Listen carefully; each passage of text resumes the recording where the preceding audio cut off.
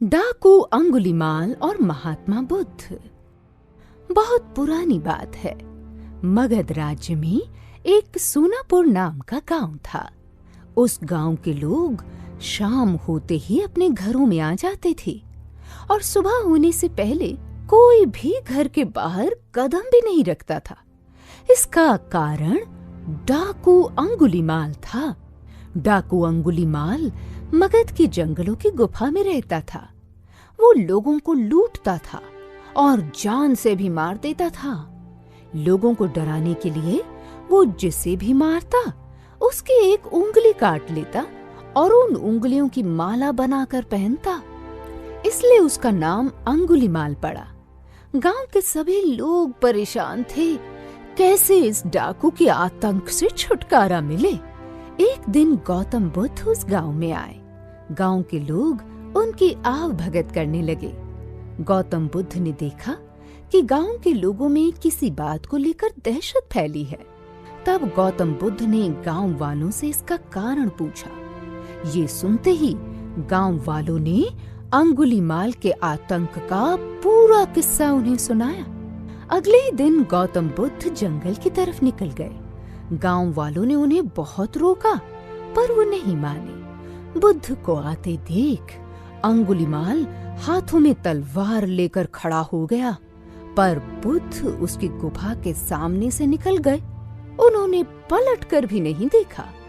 अंगुलीमाल उनके पीछे दौड़ा, पर दिव्य प्रभाव के कारण वो बुद्ध को पकड़ नहीं पा रहा था। थक हार कर उसने कहा, रुको। बुद्ध रुक गए और मुस्कुराकर बोले, मैं तो कब का रुक गया, पर तुम कब ये हिंसा रोकोगे? अंगुलीमाल ने कहा, सन्यासी, तुम्हें मुझसे डर नहीं लगता? सारा मगध मुझसे डरता है। तुम्हारे पास जो भी माल है निकाल दो, वरना जान से हाथ धो बैठोगे। मैं इस राज्य का सबसे शक्तिशाली व्यक्ति हूँ। बुद्ध जरा भी नहीं घबराए और बोले, मैं ये कैसे मान लूं कि तुम ही इस राज्य के सबसे शक्तिशाली इंसान हो? तुम्हें ये साबित करके दिखाना होगा। अंगुलीमाल बोला, बताओ कैसे साबित करना होगा? बुद्ध ने कहा, तुम उस पेड़ से 10 पत्तियां तोड़ कर लाओ। अंगुलीमाल ने कहा, बस इतनी सी बात? मैं तो पूरा पेड़ उखाड़ सकता हूँ। अंगुलीमाल ने 10 पत्तियां तोड़कर ला दी।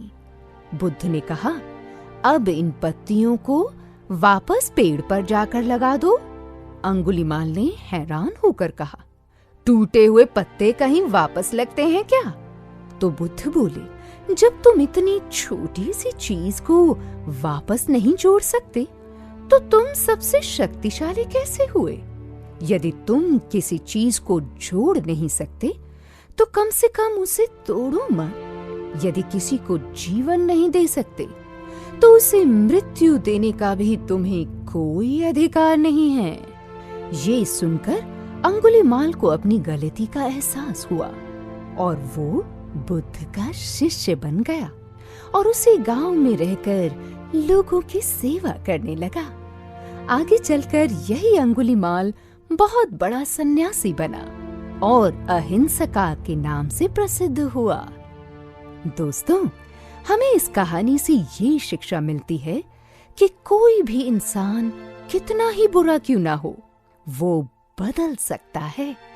दोस्तों, अंगुलीमाल बुराई का एक प्रतीक है और हम सब में छोटे बड़े रूप में कोई न कोई बुराई है। जरूरत इस बात की है कि हम अपने अंदर की बुराइयों को पहचानें और उन्हें खत्म करें। एक समय की बात है। एक छोटे से गांव में एक निर्धन लड़का रहता था। गांव में उसके पास आजीविका का कोई साधन नहीं था, परंतु वह बहुत बुद्धिमान था। अपने पिता से उसने काम की कई बातें सीखी थी। एक दिन उसके दिमाग में एक अद्भुत विचार आया। उसने शहर जाने की ठान ली। शहर जाकर उसने एक सस्ती सी दुकान किराए पर ली। दुकान के बाहर एक बोर्ड लगाया जिस पर लिखा था, बुद्धि का सौदागर। यहाँ बुद्धि बिकती है। लड़के की दुकान के आसपास कई तरह की दुकानें थीं। फल, सब्जियाँ, कपड़े, जेवर, मेवे और रोजमर्रा की चीजों की दुकानें। सारे दुकानदार उस लड़के की खिल्ली उड़ाते। भाई, यह दुकान तो बड़े गजब की है। अब तो अक्ल भी बिकाऊ हो गई है। लड़का उन बातों की कोई परवाह नहीं करता था। वह दिन भर आते जाते ग्राहकों को आवाज लगाता। आओ आओ, बुद्धि ले जाओ, एकदम खरी, सस्ती और उपयोगी। आओ साहब, ले जाओ। काफी दिन बीत गए। बुद्धि के सौदागर की दुकान पर एक भी ग्राहक नहीं आया। वह दुकान बंद करने की सोच ही रहा था कि एक धनी सेठ का मूर्ख लड़का उधर से निकला। उसे समझ नहीं आया कि यह कैसी दुकान है। मेरे पिता मुझे हमेशा निर्बुद्धि और मूर्ख कहते हैं, क्यों ना कुछ बुद्धि खरीद लूं? यह सोचकर उसने सौदागर से कहा, एक शेर का कितना पैसा लोगे? मैं बुद्धि तौल कर नहीं, उसकी किस्म के हिसाब से बेचता हूँ। मेरे पास तरह तरह की बुद्धि है। आपको कैसी बुद्धि चाहिए? तो ठीक है, एक पैसे में जिस तरह की बुद्धि आए दे दो। सौदागर लड़के ने कागज की एक पर्ची निकाली और सेठ के बेटे को दे दी। उस पर्ची पर लिखा था, जब दो झगड़ रहे हों तो वहाँ खड़े होकर उन्हें देखना बुद्धिमानी नहीं है। सेठ का पुत्र खुशी खुशी घर पहुँचा और अपने पिता को कागज की पर्ची देते हुए बोला, देखिए पिताजी, मैं एक पैसे में अक्ल खरीद कर लाया हूँ। सेठ ने पर्ची पढ़ी और तमतमाकर बोले, मूर्ख, एक पैसे में यह क्या लाया है? यह बात तो सभी जानते हैं। तुमने मेरा एक पैसा डुबो दिया। फिर सेठ बाजार गया। उस लड़के को बुरा भला कहते हुए बोला, लोगों को ठगते हुए तुम्हें शर्म नहीं आती? मेरा एक पैसा वापस करो। पैसा क्यों वापस करूं? माल दिया है, पैसा लिया है। ठीक है, यह लो अपना कागज का फटा टुकड़ा जिसे माल कह रहे हो। नहीं चाहिए हमें तुम्हारा माल। यह लो पर्ची नहीं, मेरी सीख वापस करो। अगर पैसा वापस चाहिए तो आपको एक कागज पर लिखकर देना होगा कि आपका बेटा कभी भी मेरी सीख का प्रयोग नहीं करेगा। बात बन गई। दोनों पक्ष मान गए। सेठ ने कागज पर हस्ताक्षर किए और अपना पैसा वापस लेकर प्रसन्न हो गया। समय बीतता गया। उस प्रदेश के राजा की दो रानियां थीं।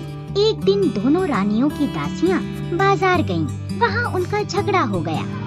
बात हाथापाई तक पहुँच गई। वहीं सेठ का बेटा भी खड़ा था, लेकिन वह करारनामे के अनुसार वहाँ से खिसक नहीं सकता था। सारे लोग चले गए, मगर वह अकेला ही खड़ा रह गया। बस फिर क्या था, दोनों दासियों ने उसे अपना गवाह बना लिया। झगड़े की बात राजा रानियों तक पहुंची। दोनों रानियों ने लड़के से कहा कि वह उनके पक्ष में गवाही दे। सेठ और उसके बेटे के होश उड़ गए। वे सहायता के लिए बुद्धि के सौदागर के पास पहुँचे। बोले, हमें किसी तरह बचा लीजिए, लेकिन मैं 500 रुपए लूँगा। ठीक है, ये लो 500 रुपए। देखो, जब गवाही देने के लिए बुलाया जाए तो पागल की तरह व्यवहार करना। बुद्धि के सौदागर ने उपाय बताया। सेठ के बेटे ने वही किया। राजा ने उसे पागल समझकर महल से बाहर निकाल दिया। इसी तरह की एक दो घटनाएं और हो गईं। बुद्धि के सौदागर की बातें राजा के कानों में भी पड़ी। राजा ने उसे बुलवाया और पूछा, सुना है तुम बुद्धि बेचते हो, क्या तुम्हारे पास बेचने के लिए और बुद्धि है? जी हुजूर, आपके काम की तो बहुत है, लेकिन 1 लाख रुपए। तुम्हें 1 लाख रुपए ही दिए जाएंगे। सौदागर ने एक पर्ची राजा को दे दी। पर्ची पर कुछ लिखा था। राजा ने पढ़ा, कुछ भी करने से पहले खूब सोच लेना चाहिए। राजा को यह बात बहुत पसंद आई। उसने अपने तकिए के गिलाफ पर, पर्दों पर, अपने कक्ष की दीवारों पर, अपने बर्तनों पर इस वाक्य को लिखवा दिया, जिससे वह इस बहुमूल्य बात को कभी न भूले और न ही कोई और भूल सके। एक बार राजा बहुत बीमार पड़ गया। राजा के एक मंत्री ने वैद्य के साथ मिलकर षड्यंत्र रचा और राजा की दवा में विष मिला दिया। दवा का प्याला राजा ने अभी मुंह के पास रखा ही था कि उस पर खुदे शब्दों पर उसकी नजर पड़ी। कुछ भी करने से पहले खूब सोच लेना चाहिए। राजा ने प्याला नीचे रखा और दवा को देखकर सोच में डूब गया कि पीऊं या नहीं।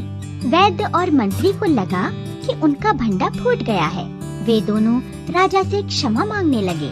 महाराज, हमें क्षमा कर दीजिए, हमसे बहुत बड़ी भूल हो गई। राजा ने सिपाहियों को बुलवाकर दोनों को कारागार में डलवा दिया। बुद्धि के सौदागर को उन्होंने अपना मंत्री बनाया और इनाम में खूब सारा धन दिया। यह तो अनोखी दुकान थी, लेकिन बहुत उपयोगी सलाह मिलती थी वहाँ। बच्चों, सलाह रखने के लिए किसी थैले की जरूरत नहीं होती, वह दिमाग में रखी जाती है। किसी भी परिस्थिति में सोच समझकर सही निर्णय लेने वाला ही बुद्धिमान कहलाता है।